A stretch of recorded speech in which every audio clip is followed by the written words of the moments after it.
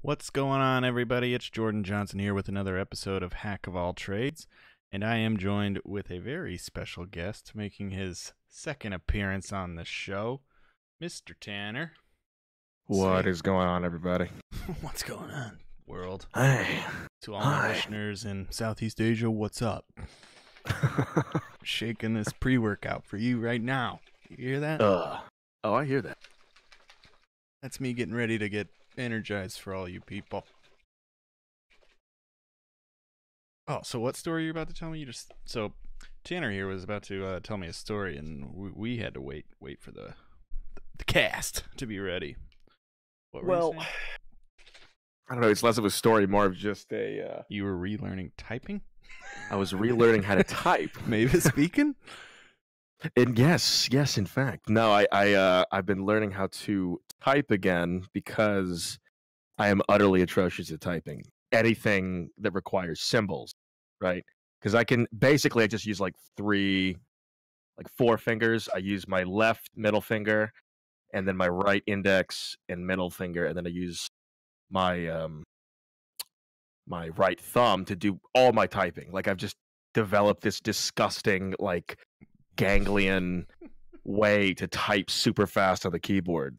But only if I'm typing words and things like that. Like punctuation is going to be a different story. And so you're not a home row classically trained typer, huh? No, I'm not. And I heard on a tutorial last night, I heard home row for the first time. Really? And I was, I'd never, because when we learned to type in, elementary school, we never did home row and stuff like that. In fact, we only did it for 3 days. So I just had to develop my own disgusting way of typing, which is this 4-finger diatribe for typing. Oh God. So I'm doing the extra mile because I've been coding recently, and I just get frustrated whenever I can't either keep up with the tutorial or follow along because I have to look down at my keyboard and readjust my hands every time I want to put in a parenthesis or a curly brace or anything, and it's affecting my learning, and it just frustrates me. And then I get mad, and then I blame the coding language or my instructor instead of the fact that I can't actually type effectively on a keyboard. Oh God. So I'm learning home row, and the worst part about it is that my computer is a mid 2017 MacBook Pro, so the keys are completely flat, and that's not fun to learn to type on because everything is just it's like learning Braille at the same time. You just have to learn these extremely small differences in the keys to kind of put your fingers where they need to be, and they just slide around anyways because it's a flat chiclet. So, jeez, here's to it's like learning to play Smash Brothers again because I grew up playing Smash Brothers, and now that my brother got a fresh start learning from people who do crazy technical skills, he just wipes the floor with me. Jeez, that's funny. Hold on, let me see if I can. Why is my video capture not working over on this tab? I don't know. Why don't you go check it up? Let me try and get this working here. Video capture device. Yeah, that's what I want. Yeah.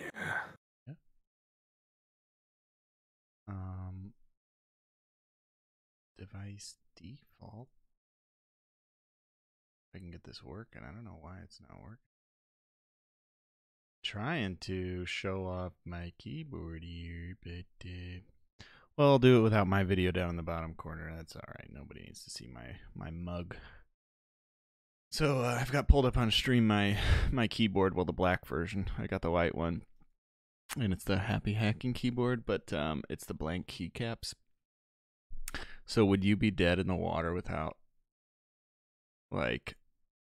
legends on your keys?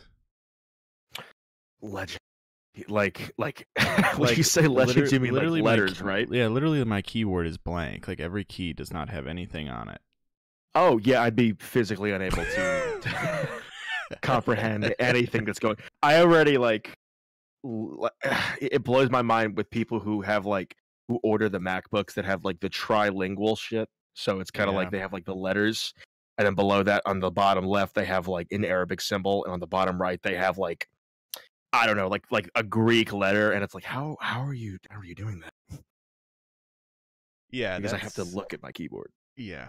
I it when I got this, it definitely took me a little while of just like, all right, don't look down, trust your fingers, because there'll be times when I'll like go to type a word, just any word, like just standard or something, and I'll be off by one key, so literally every letter in the word is off by one key, and then I'll try and retype it, and it'll be wrong, and then I literally will like try not to bash my head on the keyboard when it's like, where the is the S? Like, I know it's here. It's but yeah, it's definitely, at least going like the blank keycap route has made me get super familiar with just typing properly again. Because it's like you can't really poke type and just hope that that's the 7, or the hope that that's the U. But if you do like home row typing, it's like, okay, I know how to reach the U based on just the little home row indicator. Did you not know there was home row indicator keys? Nope. I mean, well, I didn't know that it was like ASDF and JKL semi. What is it? F has like the little, like, F will normally have like a dimple on it, and so will J. Oh, that's what these are. That's where your pointer finger should rest. Let's not talk about it. And then everything, because I'm touching the dimple. I'm like feeling it right now. I see the little dimples. I'm like, oh, this is the home row, huh? They have a purpose. Yeah. I literally just tried, like, there's this app for Mac OS called Cot Editor, and it's like just a really nice like text editor that has like every possible syntax and file encoding that you can imagine. So I use that. COT. COT. I started using it as it's an open source Mac app that uses Cocoa, Yeah, the framework for making native Mac apps, which I had been learning, and it's open source. Like, I think it's MIT licensed, so I've been looking through that, but I've been actually using the app as it is, and yeah, it's really, really nice. But wow. I just tried typing in it using home-based keys, and I tried to say like "welcome to typing," and it was like "welcome AO space semicolon apostrophe and then P," because it's just like my ring finger takes over, and it's like, oh, you want to do this? I like that the image slider on this website is like, has like a bar. Does yours have like a oh no, it might be because I'm in Brave browser. That could definitely hit. Do you ever use Brave browser? I know of it. I know that they have like a ERC20 token that you can use to pay advertisers or something. Oh yeah, BAT tokens. Yeah. I think you just earn those from like using the browser, and it will automatically pay out the advertisers that you're blocking the most. Ooh. So that like it basically has an ad blocker built in, but it still pays out those people so that you don't get like annoying, "You're using an ad blocker, please turn it off" message. Right. I like and that. Also you can have like 40 tabs open and it doesn't crush your RAM. So dang. It's built on top of Chromium, so it's not like it's that much different than using Chrome, but it's definitely more secure and way more like privacy oriented. Do they utilize do they change the V8 engine at all, or is it just like Electron with some stuff? Let me see. Brave browser. See if it's on the V8. Because they're claiming 8 times faster load times than CNN, or not CNN. Chrome on websites like Fox, CNN, and Time. Yeah, I'm not sure how they're doing it. They might be doing something similar to. Have you seen the 1.1.1.1 by Cloudflare? Their DNS server with built-in HTTP2. Yeah, you basically change your local like IP settings to theirs. I have not actually done it, but I know of it. Yeah, so I'm wondering if it's a similar concept as their 1.1.1, which basically can resolve DNS queries faster. Hmm. Because they basically, it's Cloudflare, so they can send you a cached version of the site super fast. And so like if you're on the Cloudflare one, if you just Google Cloudflare 1.1.1, you might get to the same page I'm at.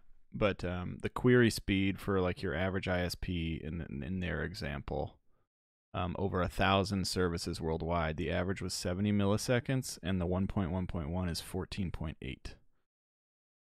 So, yeah, I'm wondering if Brave has something like that, some layer like that involved to increase load times or something. Huh. I don't know how it would work. That's not my game, but I'm wondering if it does something like that. For all you people out there, all you real hacks or hackers, Brave browser's cool. You could be a hack like me and download it and use it and then go back to Chrome for most things. Because I don't know why. I always hate on Chrome and then I just go back to using it. Tends to be the case. It's the story of my life. Yeah, it's like I hate Chrome, and then I'll go on Firefox for like a day, and I'm like, I don't like this either. Firefox is. I like Mozilla as a foundation organization, but I don't like Firefox. Yeah, which is why I kind of like this Brave project. Is it's the Firefox founder guy who is no longer with Firefox, kind of doing his FU back to them. Like, this is what I think you should have done. Yeah. But yeah, Brave cool. Brave is cool. Brave is cool. Get it, guys. I wonder if Josh. Oh no, Josh. I was showing off yesterday in my video, in my podcast. Josh got those Ultimate ears, those headphones. Mm-hmm. And he sent in his molds yesterday. So they like send you stuff to like inject into your ear, and then it hardens, and then you pull it out, and then you send that mold to them, and then they mold the headphones to your ears. So yeah, I've definitely seen those before. Yeah, I guess Josh sent his molds in yesterday. So curious to see how those bad boys turn out, because dang, they're nice. They're nice. I definitely wouldn't go that hard at in-ears. Oh, are you a fan of in-ears? I have a pair of Shure SE215s, which are absolutely incredible. Yeah, I'm sure. You're sure, huh? I'm sure. Yeah, I'm sure I could probably come to like in-ears as much as over-ears, but I feel like it's just a comfort thing. Yeah. Mainly for me, at least. It's like I will almost always choose like headphones, like over-ear, just for like extended listening. But like airplane, at least with these headphones, the open backs, I can't really use them on a plane. But I actually prefer in-ears because after wearing monitors, or after wearing over ears for like a couple hours, I always get like really. After wearing over ears for like a certain amount of time, I always have like sore ears. Like my cartilage gets really sore. Yeah, that with these particular headphones, I've had issues with getting headaches after extended periods, but that's gone away as sort of the band has loosened up. It's not as like, it doesn't want to like clamp my head as tight. Now that the band's kind of loosened up, it's better. But yeah, it's like there are issues with either, I guess, in terms of comfort level. But for some reason, in-ears just drive me a little crazy. I did get a new pair of in-ears. Boom. The Tin 2s. Let me show these bad boys off since you can't see them. Tin 2. Headphones.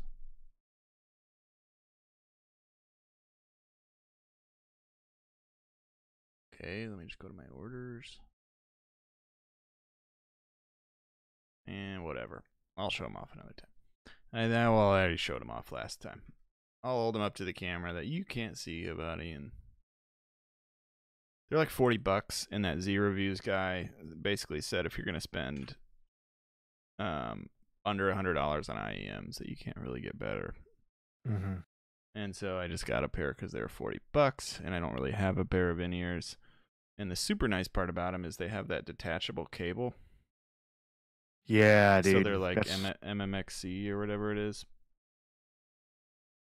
And so, yeah, you can buy, a new cable if you mess yours up. So, like, the whole headset's not shot. Like, that's my huge issue with these Bayer Dynamics is this cable is fixed in these really nice over-ears. So if I mess up the cable, the whole headset's done.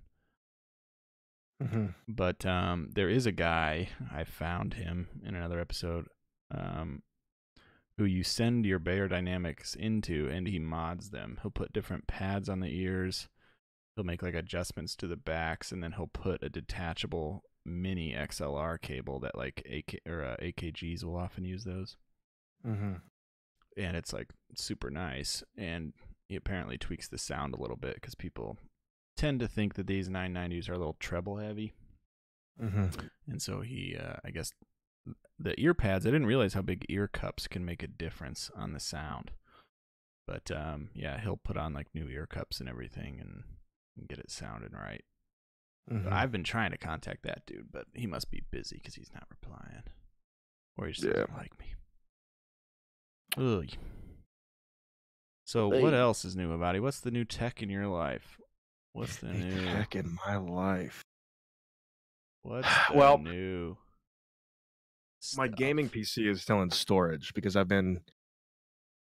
transitioned back to my 2017 MacBook, but I'm just I really wish that 2020 was here because I desperately want Apple to finally make that move of putting their ARM processor cores, their A12X chips into their machines, because I know I've talked to you about this outside of the podcast, but there's the iPad Pro is an absolutely amazing machine. Didn't you have a dude homebrew it or something? He rooted it in homebrew. Yeah, I think he used I want to say he jailbroke his iPad Pro, and it's not USB-C is not as fast as Thunderbolt 3. So it didn't work nearly as efficiently as like a laptop with Thunderbolt 3, but I'm pretty sure he took his eGPU with his AMD RX 580 and then used that kind of like how you would with a MacBook, which is you use your external GPU and then you play games on it. Not to say, I mean, and that's, the iPad Pro already does so well with video games, which is why it has like better benchmarks than like an Xbox One X, right? It's just their in-house silicon, their hexa-core A12X Bionic chip with the machine learning and the graphics cores are just so good for their Metal API. And the fact that they made it applicable for AMD cards like the RX series and the Vega series because they use the graphics core next architecture. If you play a game that is written from scratch in the Metal 2 API, it just soars on some of these devices, especially the iPad Pro. Yeah. And I just really want them to take that 12-inch MacBook, which has like the M3 processor, which is just a drag, and put in that A12X Fusion, which is what they've confirmed it through different channels like Mac Rumors and things like that. Yeah. But not only is that going to give me better performance over a dual core Intel, at least for the things that I'm going to be doing, like gaming and multi-core processing with Golang. But it's also going to have a much better battery life. I'm going to have no fans when I'm opening 2 Chrome tabs.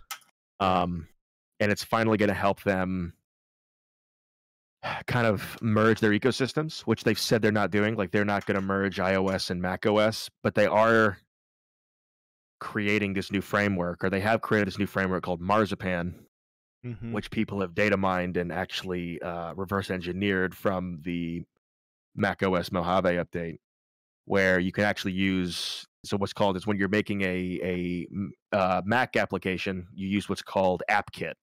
And when you're using iOS, or when you're making an iOS app, you use what's called UIKit, and they're essentially just pre-made Swift and Objective-C libraries that lets you drag and drop storyboards for your UI, which is Mm-hmm. really, really, really, really nice. And they've already ported some of those UIKit features over to Mac. But when when they make that move from Mac OS to ARM, then because they already compile on ARM, they're not going to have to use a buffer layer anymore to do that, and everything can either just be Mac OS or iOS from the start. You could probably even see better virtualization for your Mac or your iOS games on your Mac OS machines because you're virtualizing straight to ARM instead of Intel. Huh. That's interesting. Mm-hmm. So I'm super excited for that future. I just wish it was here right now because I want to sell everything and get one of those 12 inches with the A12X Fusion because it's just such a good chip. That's funny. Well, dang. So that's 2020-ish? Mm-hmm. Yeah. They, I mean, I'm sure they'll I hope they tease something this year at WWDC, but I'm not making any promise. They're not going to make any promises. Dang. Well, you can just get up there. Developers. Yeah. Just pull a Steve Ballmer and get up there. And I love this company. Developers. Developers.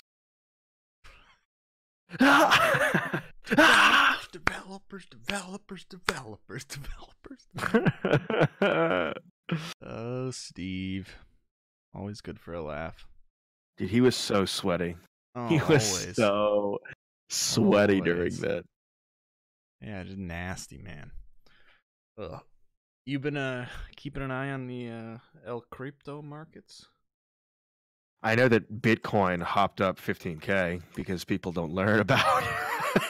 It's at 5 right now. Is it? Yeah, and it's fairly stable. It looks like there's. I was watching a dude today. Basically support is at like 4.8 or something like that. Mm-hmm. And he was thinking that if it touches 5,200-ish today, like 5,250 or so, that it'll probably fall back to that. But still, it's exciting to at least check my Blockfolio every day and be like, oh, I'm actually making money today in this world. Well, at least I haven't actualized it. Yeah. I got out a little while ago. Yeah. I would have made a lot of money. I mean, I would have made a boatload of money if I cashed out at that 1.4K height on ETH. But I bought all of my ETH at like $15, so I can't complain. Yeah. I found this new, I don't know if you're interested in it or not, but it's a pretty cool service called Crypto Hopper. Crypto Hop. Is that the one that you put in some money and it kind of hops to the highest climbing token? Yes and no. It's basically a trading bot that you can configure however you want. Huh. And it's really easy to do, but you basically connect it to like your like I did my Binance account, and you set up your Binance API key, which is super easy. And then whatever like Bitcoin or Ethereum you have on Binance will basically be its funds for trading.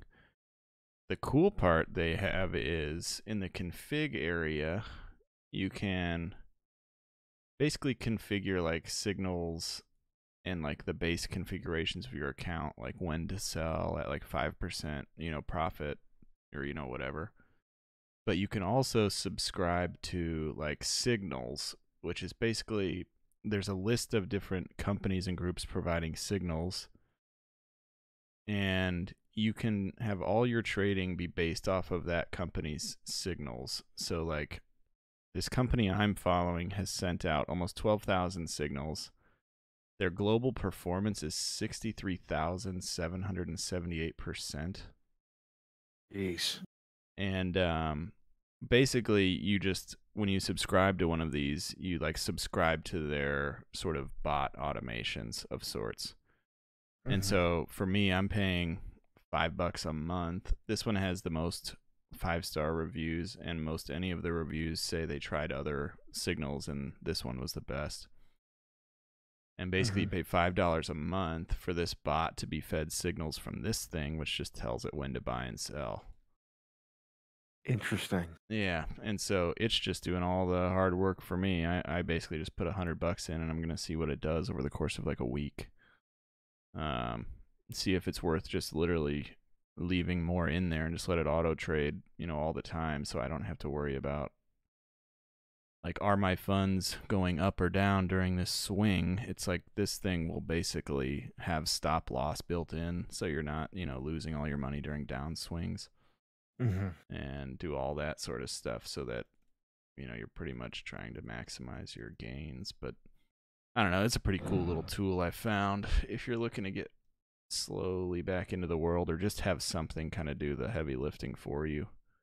Because that's the part I always... By the way, so if I drop off, it means that apparently there's a surge going on, despite the fact that it's 70 and sunny. Well, no worries. Yeah, I don't know. Just the part with me that I've always struggled with is it's like, it feels like there's a ton of money to be made. There's money to be made in the hold game, just holding long term, 10 years, don't touch it, come back and look then. Plenty of money to be made there if you were to buy Bitcoin and just wait. But then it's like there's the whole opportunity of, trading and altcoins and whatever.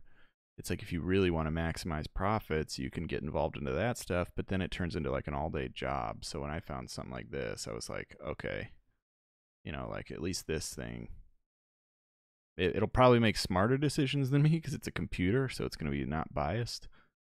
And I can just leave it running, and hopefully it turns more of a profit than money just sitting in BTC, like holding. So we'll see if it works, but... Did I lose you from the surge? Oh, I think I lost him, ladies and gentlemen. That's all right. I'll just keep talking to myself like I'm talking to my friends.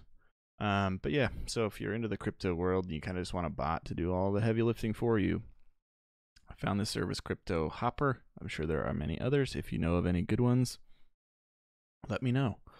But like I said, benefits are you can just let it run. Let it go. Set your stop loss. If you lose more than 5%, set it to just basically cash out and hold your money so you're not losing value. You can set it when to go back in and all that sort of fun stuff. You can just let it run. See how it does. See how it performs. I'm going to let mine run for, maybe a week, and maybe I'll make another video about it. But we'll see. That's kind of the fun of this whole world, is there are tools and fun things out there like this that you can try and just see how they go, and that's what I'm doing here. Are you with us? That dissipated a lot. Back? That was honestly the quickest that I've ever actually predicted a power surge and then had it actually happen. That was pretty spot on, huh? Yeah, I was like, hey, if I drop off, there's a power surge going on, and immediately it was like right when you did that. Yeah. My internet's back up though, so I'm gonna reconnect on PC. Cool. And just like that, ladies and gentlemen, technical difficulties resolved. Aren't we glad we live in the modern world where Tanner can drop internet and be back in no time? It's a great time to be alive. Back. What else is late and great? What's going on in the world? I don't even know anymore. All I saw was I went to Target yesterday, and there was a tutu available in the kids section that had a Harry Potter like sparkly text on it, and then like it had like a rainbow like Harry Potter lightning bolt, and it had like a rainbow sash above the tutu, and it was all very rainbow, shall we say. And I made the joke because I'm not sure who's all caught up on their internet memes of late, but there's a fairly decent meme right now out about Harry Potter and how J.K. Rowling keeps like retroactively making characters be gay or whatever LGBTQ plus the 100 others. And she keeps like coming out after the fact and like saying, "Oh, well, they were actually gay." And it's like, well, nowhere in the book indicates that. There's no reason for you to say that other than to be like a social media whore in a sense. Right, And right. so I started laughing when I saw that. I was like, "Oh man, JK's really capitalizing on these new gay characters, huh?" And Nicole did not appreciate that joke. Is she a Harry Potter fan? No, she just like she doesn't really care for my political sense of humor, shall we say? Gotcha. Yeah, it's like there's nothing wrong with any of the rainbow. It's just the funny part that it's like, oh, she so desperately wants to. This is about LGBTQ rights and maybe also about selling more books. Right. Yeah. If it was like in the first place, if she did that, then it would actually have significance. Yeah, it would have been way ahead of her time. It would have been way ahead of the whole movement, right? It would have been like groundbreaking if that was included in the original story. Yeah. The fact that it's like retroactive, it's like no one cares. You seem like you're trying hard, and you're really, I don't know. If anything, it just becomes obvious when I see rainbow Harry Potter stuff in the store that this was like a large scheme for more merch sales, and like, okay, now we can have, basically gay pride Harry Potter floats and, whatnot. She's trying to bring it into the fold. Yeah, so I saw that at Target and I was like, oh my God. It's like, JK doesn't care about the gays. She wants to capitalize on them. Yeah. Not that she doesn't care. It was just like a funny irony of like, okay, so that's the real play, huh? Right. There, like I saw this tweet. I was like in stitches, and it was basically like those that new format for like jokes where it's like nobody and then it's just like something else. Yeah. There's one where it was like a tweet that somebody had made. And she was all like nobody, and then below that J.K. Rowling, and it's like Dobby can deep throat a Nimbus 2000. That's I was like crying. That's what it is. What it seems to be is like nobody's asking for like, could your characters have been, gender fluid? Yeah, like imagine if it's Star asking. Wars. Yeah, imagine if somebody went to George Lucas and was basically just like, hey, this person should be this, and he's like, okay, all right, and then everybody like who grew up on Star Wars, like, here's the thing. It's not an issue that he's willing to change it. It's an issue that he'd be willing to compromise the mythos in order to arbitrarily make it seem like he cares about this specific minority. You know what I'm saying? To please a few. Right. It's more disrespectful to kind of just do that to, I guess I would say, kind of get like, I guess, brownie points opposed to actually doing it for the sake of supporting this minority. Mm-hmm.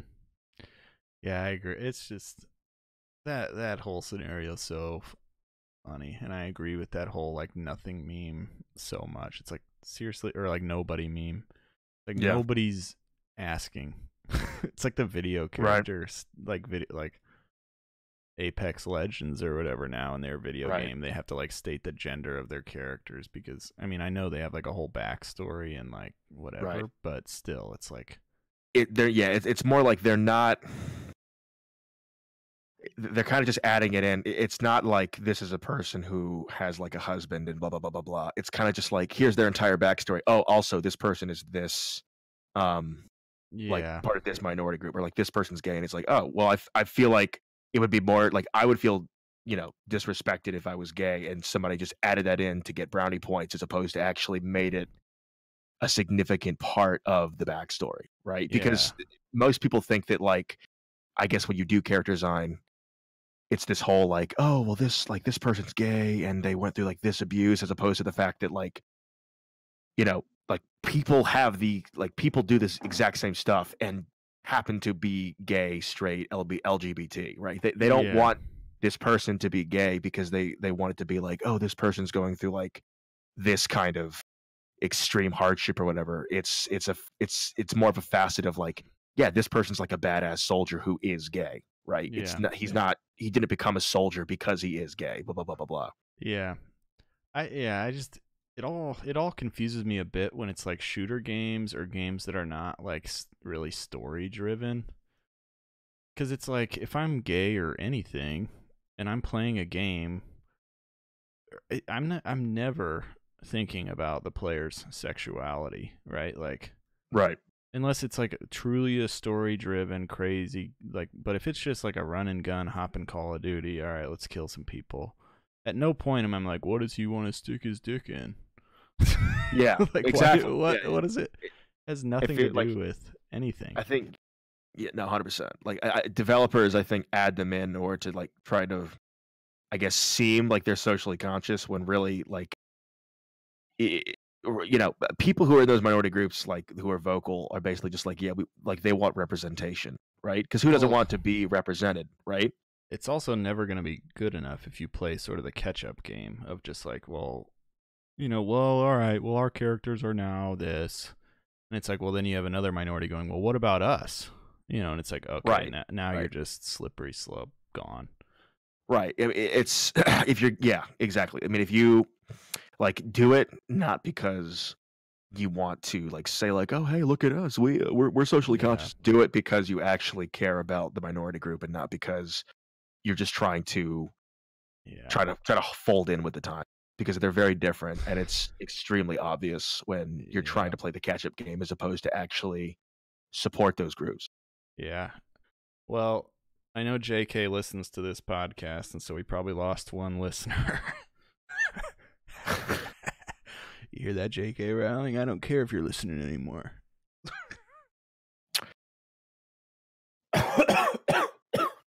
Chucked on some granola. Oh, God. A flake right to the back of the throat? That'll Yeah. take you out. Yeah.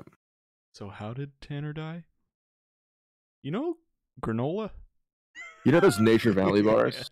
You straight up just tried to eat a whole one. Inhaled a flake and it just gets stuck to the back of your throat like a popcorn kernel.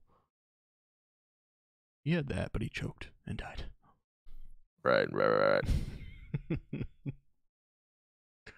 Very sad. Oh boy. All right. Well, I think we can call it there for a day. We covered a number of topics. Even got into topics that'll probably get this YouTube video taken down. With how shit is nowadays. Oh boy. Well, that's good enough. I appreciate you coming on, Tanner. Yeah, man. It was fun. Gonna try and do more of these with guests, everybody, when I can, because they liven it up, keep it fun. But yeah, thanks for tuning in, everybody. This has been another Hack of All Trades episode with your host, Jordan Johnson. Have a good rest of your week, everybody.